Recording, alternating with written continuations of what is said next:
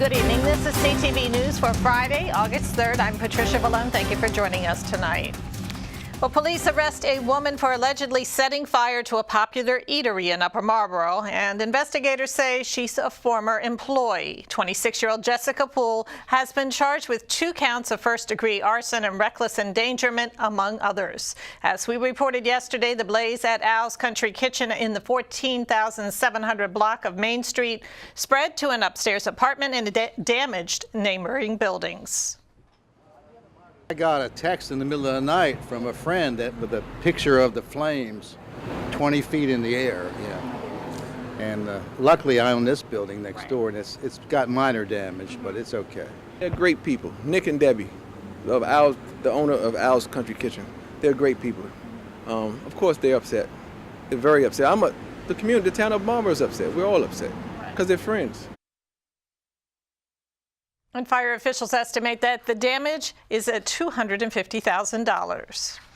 Well, China announces a plan to impose new tariffs on $60 billion worth of American goods in retaliation for the latest trade threats from the Trump administration. Now, earlier this week, the White House said it was considering boosting tariffs on an additional $200 billion of Chinese exports. Senator Ben Cardin says the rhetoric has escalated to an all-out trade war. I think we've seen that already, that we're in a trade war. The way that President Trump went about doing this, we have legitimate concerns about China, but rather than joining with our trading partners in raising these issues the way we should against China, we first alienated our traditional trading partners with the aluminum and steel tariffs so that we have been isolated. So this is a trade war, and a lot of people are going to get hurt. Cardin also commented on how the White House has tried to shift the burden to the ACLU for finding deported parents who are separated from their children at the border. That's ridiculous. It was the Trump administration's policies that separated children from their parents, which was outrageous. The court was right to say that they have to be reunited. The responsibility is on the agencies now to make that happen. And the American Civil Liberties Union has pushed back against the administration's demands to find the deported parents, saying that the government must bear the ultimate burden. Well, Baltimore and 4 other cities across the nation sue the Trump administration, accusing it of sabotaging the Affordable Care Act. Chicago, Columbus, and Cincinnati, Ohio, as well as Charlottesville, Virginia, have joined Baltimore in the complaint. The suit alleges that the administration has violated a constitutional duty to faithfully execute the laws and in turn jeopardize access to affordable, quality health care.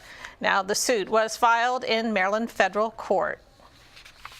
The hiring spree continues across the nation, and unemployment is at its lowest since 2000. According to the Labor Department, hiring remains solid in most industries, including transportation, manufacturing, and construction.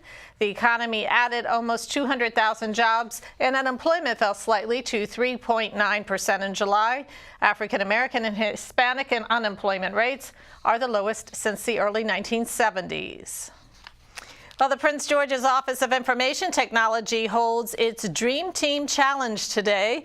This summer, 24 students were divided into 4 teams. Their mission, to use technology to address some of the most challenging health issues in the county. CTV's Sonia Srivastava has more. Well, that's right. I'm here with the winning team, Echo Health, and they have created a great solution to the problem of diabetes. Now, keep this in mind. In 2017, 10% of the population in Maryland was told that they have diabetes. So it's a spread problem, and these kids are trying to find the solution. Joining me now is Langley Allen. And Langley, tell us a little bit about the product. What did you guys come up with?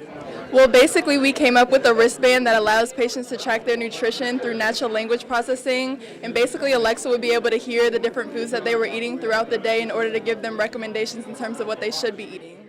So when you say the wristband, do they wear it just like a watch? Yes, it's very similar to the Fitbit, and they wear it around the day, and Alexa is picking up information in terms of what they're eating throughout the day. And this team is amazing. It's a mixture of high school students from here in the county and college students, and they've all worked together for 6 weeks to come up with this. Now, this here is Lindell Golson. Lindell, how exciting is it to get this win here today? It's very exciting. This is my team's second win. When you guys were looking at this problem, what were some of the things that shocked you?